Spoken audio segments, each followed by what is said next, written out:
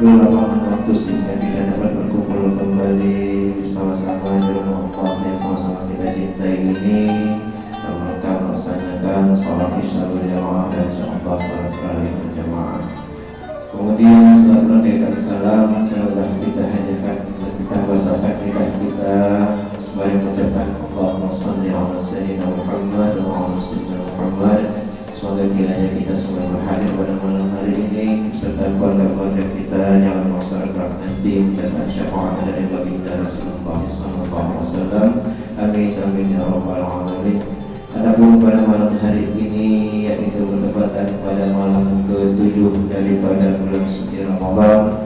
Alhamdulillah Allah masih memberikan kesempatan kepada kita untuk beribadah di dalam bulan yang penuh rahmat dan penuh hidayah dari Allah Subhanahu wa taala. Dan pada malam hari ini insyaallah tausiah akan disampaikan oleh Ustaz kita Al-Mukarram yaitu Al-Ustaz Abdul Aziz, dan insyaallah nanti imam salat tarawihnya akan dipimpin oleh ananda kita Aziz juga.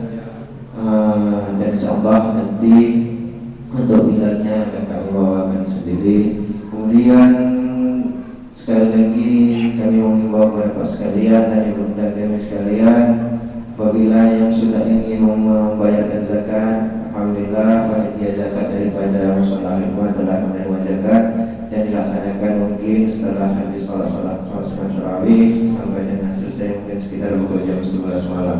Mungkin ini saja yang dapat kami sampaikan mewakili daripada Badan Kemakmuran Mushola Al-Hikmah. Lebih dan kurang saya mohon maaf pada Al-Mukarram Al-Ustaz Abdul Aziz. Kami persilakan dengan segala hormat. Akhirul kalam. Assalamualaikum warahmatullahi wabarakatuh.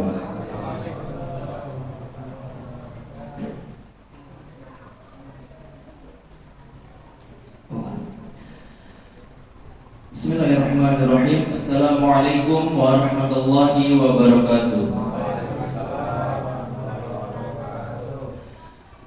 Alhamdulillahirabbil alamin wa bihi nasta'in wa ala umuri dunya waddin wassalatu wassalamu ala asyrafil anbiya'i wal mursalin sayyidina Muhammadin wa ala alihi wa sahbihi ajma'in. Amma ba'du. Rabbi shrah li sadri wa yassir li amri wa hlul 'uqdatam min lisani yafqahu qawli.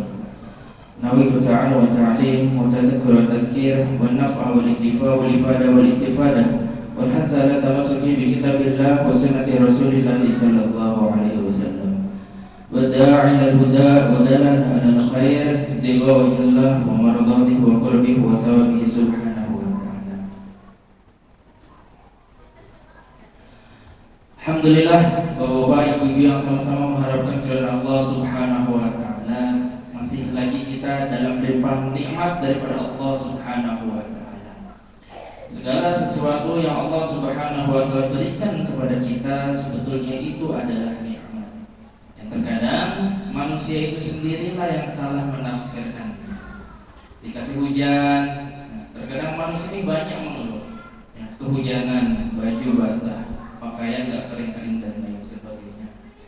Dikasih panas, salah juga, air nggak ada dan lain sebagainya. Padahal manusia ini adalah makhluk yang paling banyak diberikan nikmat oleh Allah Subhanahu wa ta'ala. Makanan saja banyak sekali makanan yang diberikan kepada kita, berbagai jenis, berbagai nama, berbagai ukuran, berbagai rasa. Ya, berbeda misalkan dengan makhluk Allah yang lainnya kambing, yang makannya cuma rumput aja. Nggak ada dalam sejarah kambing mogok makan gara-gara minta pizza. Tetapi manusia begitu banyak Allah Subhanahu wa ta'ala berikan nikmat kepada kita, cuma terkadang Bukan terkadang, bahkan sering manusia ini adalah makhluk yang paling ingkar juga kepada Allah Subhanahu wa Ta'ala. Pernah ketika itu di Madinah itu tidak turun hujan, maka ada sahabat datang kepada Rasulullah, sudah lama tidak turun hujan, tanaman-tanaman kami sudah hampir mati, maka mintakan kepada Allah agar diturunkan hujan. Maka setelah dimintakan hujan, tidak lama hujan. Ternyata hujannya berhari-hari nggak berhenti. Datang lagi sahabat tadi, ya Rasulullah, hujannya nggak berhenti ya Rasulullah. Yang tadinya mau panen malah hampir gagal panen ya Rasulullah. Maka Rasul mendoakan supaya hujan ini segera berhenti. Allahumma hawalaina wala alaina. Ya Allah, jadikan hujan ini di sekitar kami dan jangan jadikan hujan ini di atas kami. Jadi kalau hujan itu di sekitaran kita, insya Allah kita akan mendapatkan manfaatnya. Airnya kita dapat, sumurnya terisi kita dapat, dan sebagainya. Ya, banjirnya di sana aja, ya, tapi airnya di sini. Itu hujannya. Ma'asyiral muslimin, jamaah salat tarawih rahimakumullah. Kemarin kita telah meneladani bagaimana salafus saleh itu mereka menghadapi Ramadan, baik dengan berbahagianya, baik dengan persiapan dengan doanya, ya. Baik juga mereka menjaga puasa mereka agar puasa mereka tidak sia-sia di hadapan Allah Subhanahu wa Ta'ala. Al-Imam Al-Ghazali rahimahullah mengatakan ada 3 tingkatan berpuasa. Yang pertama adalah shaumul awam, puasanya orang kebanyakan. Adalah puasanya orang yang hanya menjaga diri dari lapar dan haus saja. Dan puasa seperti ini cukup berbahaya. Ya, dia tidak akan disiksa karena meninggalkan puasa Ramadan, tetapi dia tidak mendapatkan pahalanya. Puasa yang seperti ini khawatir masuk di dalam sabda Nabi, "Kamil sha'imin laisa lahu min siyami ilal ju' wal atas." Atau kama qala Rasulullah sallallahu alaihi wasallam. Kata Nabi, betapa banyak orang yang berpuasa tetapi tidak mendapat apapun daripada manfaat puasanya, melainkan hanya mendapatkan lapar dan haus saja. Ya, jadi Nabi sudah mewanti-wanti, mewaspadakan kepada kita, jangan sampai kita berpuasa hanya haus dan lapar saja, tidak ada pahalanya sama sekali. Sama seperti jangan sampai kita bekerja tapi nggak mendapatkan gaji. Ya, habis waktu, habis tenaga hanya untuk menyelesaikan kewajiban saja. Maka ma'asyiral muslimin rahimakumullah, kata Imam Al-Ghazali ada tingkatan di atasnya, itu shaumul khawas, puasanya orang-orang khusus, ya. Yaitu adalah puasanya orang-orang bukan hanya dari lapar dan haus, tetapi puasa dari segala sesuatu yang membatalkan pahala puasa kita di hadapan Allah Subhanahu wa Ta'ala. Kata Nabi, "Man lam yada' qaula zur wal 'amal bihi, falaysa lillahi hajatun fi an yada'a ta'amahu wa syarabahu." Kata Nabi, siapa yang tidak meninggalkan perkataan dusta dan beramal dengan dusta, siapa yang tidak meninggalkan keduanya, maka Allah enggak perlu dengan dia meninggalkan makan dan minum. Jadi ma'asyiral muslimin rahimakumullah, salah satu hal penyebab yang menyebabkan pahala puasa kita menjadi batal di sisi Allah adalah kita berbohong ketika kita berpuasa. Hati-hati berbohong ketika berpuasa. Ulama-ulama terdahulu mereka menjaga diri daripada berbohong. Ada satu kisah menarik daripada Al-Imam Ahmad bin Hanbal. Kita ketahui bahwa Imam Ahmad bin Hanbal merupakan guru juga kepada Imam Bukhari ataupun Imam Muslim, merupakan murid juga kepada Imam Asy-Syafi'i. Beliau juga menulis kitab hadis Musnad Imam Ahmad, tidak lebih kurang lebih sampai puluhan ribu hadis ada di situ. Ketika beliau mencari hadis, jadi beliau itu rumahnya di Baghdad, di Irak kalau sekarang. Beliau cari hadis, beliau mendengar ada seorang ulama mempunyai hadis di Damaskus, di Syria. Maka beliau datang ke sana dari Baghdad, Irak, pergi ke Syria. Sampai di sana ditanyakan kepada orang-orang perihal akwal orang tersebut, bagaimana kesehariannya. Maka orang-orang mengatakan dia adalah orang soleh, dia adalah orang yang baik, agamanya bisa diterima dan lain sebagainya. Maka Imam Ahmad bersiap-siap untuk menerima hadis. Beliau mandi, beliau memakai pakaian terbaik, memakai minyak wangi, sholat 2 rakaat, datang kepada ulama tersebut. Tetapi ketika dekat sampai di rumahnya, maka orang tersebut itu sedang membawa keledainya. Keledainya membawa barang, sementara keledai itu dia tidak mau berjalan. Didorong nggak mau jalan, ditarik nggak mau jalan. Akhirnya orang tersebut mengambil jubahnya, maka jubahnya dililitkan seperti ini. Seolah-olah di dalam jubahnya itu ada makanan, ada gandum. Jadi kayak diginiin supaya si keledainya itu jalan. Maksudnya akan menipu keledai itu supaya seakan-akan di dalam jubah itu ada gandum, dia mau jalan. Maka ketika sampai rumah diperiksa oleh Imam Ahmad bin Hanbal, ada nggak gandum di dalam jubahnya itu? Ternyata nggak ada. Maka saat itu datang dari Irak sampai Syria, balik lagi langsung ke Baghdad. Hadisnya tidak diterima oleh Imam Ahmad bin Hanbal. Beliau merasa itu adalah sebuah kebohongan.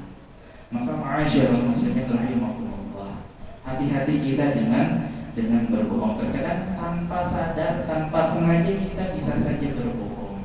Nah, ayo nak pulang nak, nanti di rumah dibuatkan es teh. Padahal tahu di rumah nggak ada gula, nggak ada teh. Ya, hati-hati. Riwayat lain menyebutkan hal-hal yang membatalkan puasa kita. Bahkan di dalam kitab At-Taqriratus Sahidah di situ disebutkan 6 hal yang membatalkan pahala puasa kita. Selain berbohong, ya. Riwayat lain Nabi SAW sabdakan khamsun yuftirna shahim. Ada 5 hal yang menyebabkan puasa kita menjadi batal puasanya. Yang pertama dari al-kadhib, yang kedua adalah wal ghibah. Yang kedua adalah ghibah, membicarakan keburukan orang. Nabi pernah bertanya kepada sahabatnya, apakah ghibah itu? Ya, kata sahabat, Allah dan Rasulnya yang lebih mengetahui. Kata Nabi, ghibah itu adalah engkau menyebutkan keburukan yang ada pada saudara engkau. Maka sahabat bertanya, Rasulullah, gimana memang kalau keburukan itu ada pada saudara kita? Ya memang betulan ada. Jadi kata Nabi, ya itulah ghibah, memang ada. Kalau tidak ada, berarti itu adalah dusta. Jadi ma'asyiral muslimin rahimakumullah, ya, ghibah. Yang sekarang mungkin di zaman ini berghibah itu lebih mudah dibanding zaman terdahulu. Kalau zaman dulu mungkin berghibah itu harus datang ke rumah tetangga, ngumpul-ngumpul, merumpi sambil arisan, mungkin di zaman itu dan lain sebagainya. Kalau di zaman kita sekarang berghibah cukup di dalam kamar yang tertutup, ya, kita buka handphone kita berghibah, kan? Dan statusnya bisa dilihat oleh banyak orang, tidak dihapus terus, argo dosanya berjalan terus. Di dalam kitab dari dosa ini disebutkan sebuah kisah menarik mengenai ghibah. Ada 2 orang sahabat Nabi yang perempuan, sahabiah perempuan, ada 2 orang. Ketika berpuasa datang kepada Rasulullah minta izin untuk berbuka. Saking laparnya 2 perempuan ini datang kepada Rasulullah minta izin supaya diizinkan untuk berbuka.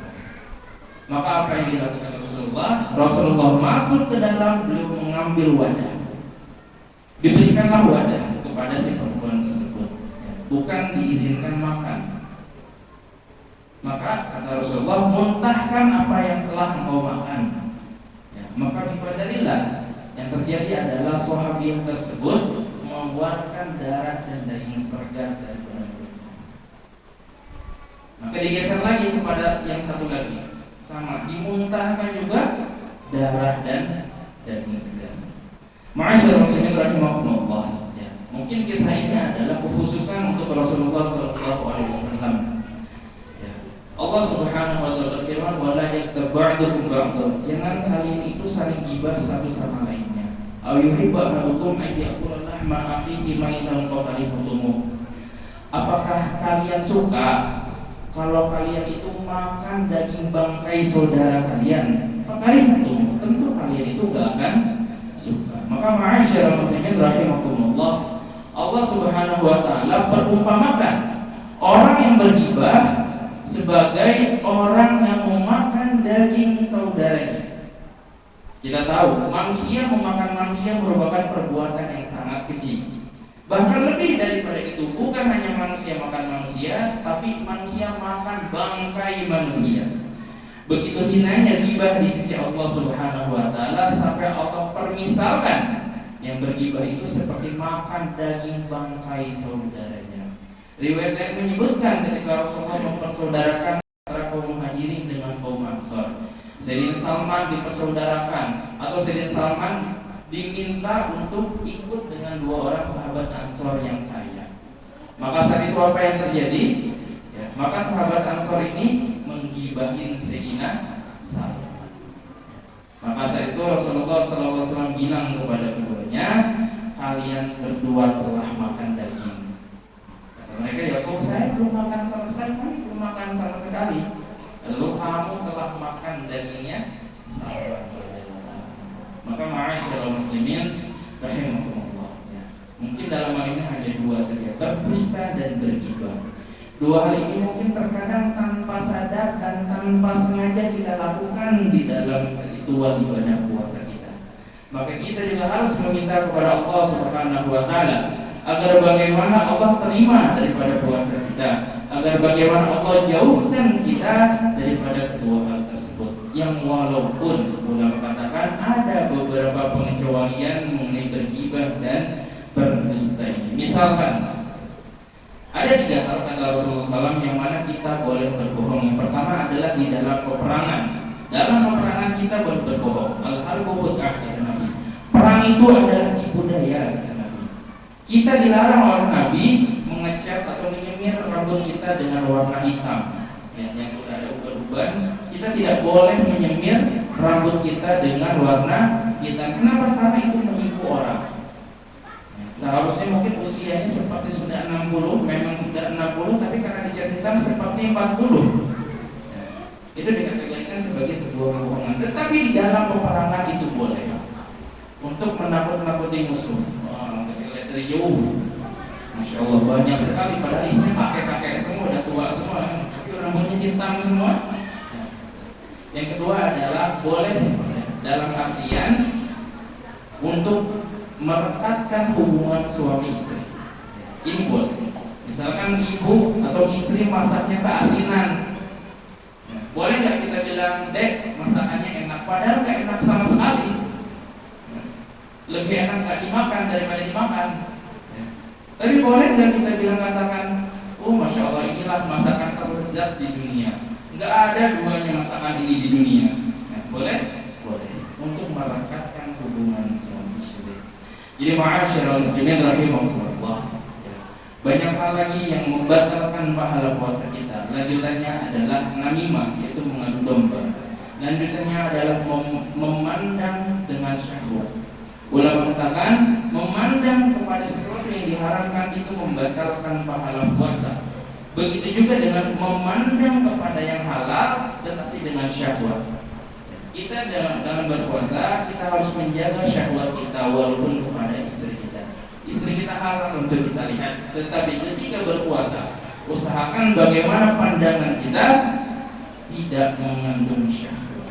Dan yang terakhir, yang membatalkan daripada puasa kita, pahala puasa kita adalah sumpah palsu.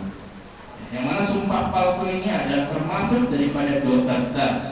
Dosa besar orang yang bersumpah palsu. Maka insya Allah semoga mulai malam ini sampai malam-malam terakhir dari bulan Ramadan dan sampai akhir hayat kita dijauhkan oleh dosa-dosa ini dari Allah Subhanahu wa taala. Allah terima pahala-pahala kita, Allah ampunkan dosa-dosa kita, dan Allah Subhanahu wa taala masukkan kita ke dalam surganya Allah Subhanahu wa taala dengan pintu yang Allah hendaki, baik itu pintu rayyan, pintu puasa ataupun pintu yang lainnya. Dan semoga nanti di akhirnya setelah Ramadan ini kita dikategorikan sebagai orang yang bersih daripada dosa, sebagaimana bayi yang baru terlahirkan kembali. Amin amin ya Allah ya Rabbal alamin. Mungkin sampai sini saja. Kurang dan lebihnya saya mohon maaf. Betulnya daripada Allah Subhanahu wa taala, salahnya mutlak daripada kesalahan saya sendiri. Saya minta maaf kepada bapak-bapak, ibu-ibu semuanya, dan kepada Allah saya mohon ampun. Astagfirullahaladzim. Kita tutup dengan doa kepada majelis. Subhanallahumma wa bihamdika. Asyhadu an la ilaha illa anta astaghfiruka wa atubu ilaik. Assalamualaikum warahmatullahi wabarakatuh. Alhamdulillah, terima kasih sekali lagi kami ucapkan kepada teman kita Ustaz Abdul Aziz. Kiranya akan disampaikan kepada kita semua, menambah ataupun memberi pengetahuan kepada kita semua dan kita terapkan dalam kehidupan kita sehari-hari, terutama dalam bulan suci Ramadan. InsyaAllah di akhir Ramadan kita semua menjadi mendapatkan pendidikan takwa dari Allah Subhanahu Wa Taala. Amin ya rabbal alamin. Baiklah Bapak Ibu sekalian, marilah kita sama-sama Ustaz kita, insyaallah akan kita laksanakan sholat tarawih berjamaah pada nanda kita Abdul Aziz sama nama Ustaz ya. Pada Aziz kami persilakan untuk menghirap. Baiklah kita sama-sama melaksanakan ibadah sholat tarawih berjamaah. Saya akhiri, assalamualaikum warahmatullahi wabarakatuh.